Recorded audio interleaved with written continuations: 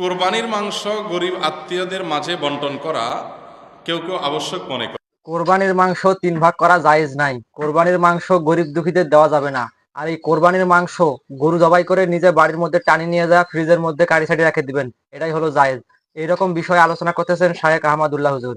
তার মুখে আমরা শুনবো স্পষ্ট ভাবে গরিব দুঃখীদেরকে মাংস দেওয়া যাবে কি যাবে না, এই নিয়ে চূড়ান্ত আলোচনা করতেছেন শায়েখ আহমদুল্লাহ। তো চলুন আমরা স্ক্রিনে গিয়ে উপভোগ করতে থাকি সমস্ত বিষয়টি। এটা কি গুনাহের কাতারে পড়বে কিনা, খুবই দরকারি একটা প্রশ্ন। এবং কোরবানির সামনে আমাদের কোরবানির গোশত, এটাকে আল্লাহ রাব্বুল আলামিন 3 ভাগে ভাগ করার জন্য আমাদেরকে উপদেশ দিয়েছেন। ফাআত'আমুল কানিআ ফাকুলু মিনহা, তোমরা কোরবানির গোশত নিজেরা খাও। ওয়া আত'আমু আল কানিআ ওয়াল মু'তাররা ওয়া আত'আমুল বাঈসাল ফাকির আছে, যারা তোমাদের আত্মীয় স্বজন আছে, প্রতিবেশী আছে, তাদেরকে খাওয়াও। আবার যারা অভাবী নিডি গরিব মানুষ তাদেরকে দাও। তার মানে নিজে খাবেন, আত্মীয় স্বজনদের মধ্যে হাদিয়া উপঢৌকন দিবেন, আর গরিব দুঃখীদেরকেও খাওয়াবেন। কিন্তু এই বন্টনটা এটা কোনো ফরজ বা ওয়াজিব না। এভাবে 3 ভাগে করতে পারলে ভালো, উত্তম। কিন্তু এটা যদি কেউ না করে তাতে কোনো গুনাহ হবে না। আমাদের সমাজে সমাজের ভাগ নামে একটা ভাগ কোরবানির ক্ষেত্রে প্রচলিত আছে। অনেক এলাকাতে এলাকার কিছু মোড়ল মাতবররা তারা সকল কোরবানির পশু থেকে একটা অংশ, যে 1/3 করে তুলে নিয়ে আসেন, অথবা 1/3 পুরোপুরি না হোক বাধ্যতামূলক একটা অংশ তারা নিয়ে আসেন, এনে তারা তাদের মতো করে পুরো এলাকাতে বন্টন করেন। অনেক এলাকাতে যে কোরবানি দিয়েছে তাকেও দেয়, যে দেয় নাই তাকেও দেয়। এখন এই সমাজের ভাগ নামে যে ভাগটা বাধ্যতামূলকভাবে কালেকশন করা হয়, সেটা কোনো অবস্থাতে জায়েজ না।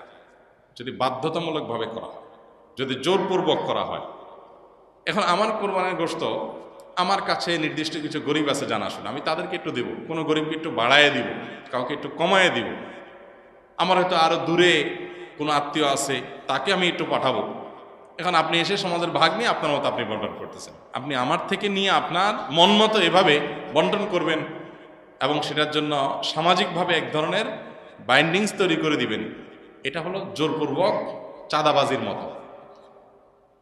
আমাকে আল্লাহ রাব্বুল আলামিন আমার সম্পদ দান করতে বলছেন, আমি সম্পদ দান করব, দান করলে আমি সওয়াব পাবো, আল্লাহ আমাকে উৎসাহিত করেছেন। এখন সমাজ থেকে যদি আমার কাছ থেকে বাধ্যতামূলক দানের টাকা নিয়ে যাওয়া হয়, নিয়ে তাদের মতো তারা গরিব মানুষকে দেওয়া হয়, ব্যাপারটা কেমন হবে? তো কোরবানির গোশতের ক্ষেত্রে অনেকটা এই পর্যায়ের অনেক এলাকাতে হয়। আমাকে অনেক ভাই বলেছেন, এবং বিভিন্ন এলাকার ব্যাপারে আমরা খোঁজখবর নিয়েছি, যে এরকম কিছু মানুষ তাদের মোড়লগিরি মাতবরি করার জন্য এটা একটা উপায় বাইর করছে।